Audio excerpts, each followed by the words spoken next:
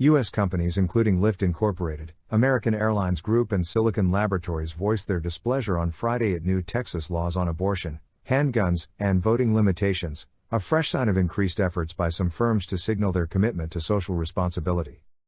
Lyft and Uber Technologies said they will cover all legal fees for the ride-hail companies' drivers sued under a law that puts in place a near-total ban on abortion. Lyft will also donate $1 million to women's health provider Planned Parenthood, Chief Executive Logan Green said on Twitter. "This is an attack on women's access to healthcare and on their right to choose," Green said of the new Texas law. Uber CEO Dara Khosrowshahi tweeted in response to Green's announcement that his company would cover drivers' legal fees in the same way, thanking Green for taking the initiative. The ban, which took effect Wednesday, leaves enforcement up to individual citizens, enabling them to sue anyone who provides or aids or abets an abortion after 6 weeks. This potentially includes drivers who unknowingly take women to clinics for abortion procedures. On Wednesday, Tinder owner Match Group CEO and rival dating platform Bumble Incorporated said they were setting up funds to help Texas-based employees seeking abortion care outside the state. Website hosting service GoDaddy Incorporated on Friday, meanwhile, shut down a Texas anti-abortion website that allowed people to report suspected abortions.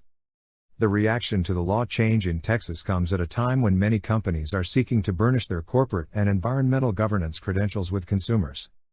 Companies also reacted to the Texas legislature this week passing the final version of a bill that outlaws drive-through and 24-hour voting locations and gives poll watchers more power, widely seen as restricting voting access.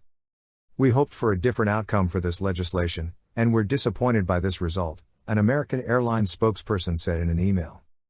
A spokesperson for Hewlett-Packard Enterprise, based in Texas, said, "As a global company of 60,000 team members, HPE encourages our team members to engage in the political process where they live and work and make their voices heard through advocacy and at the voting booth."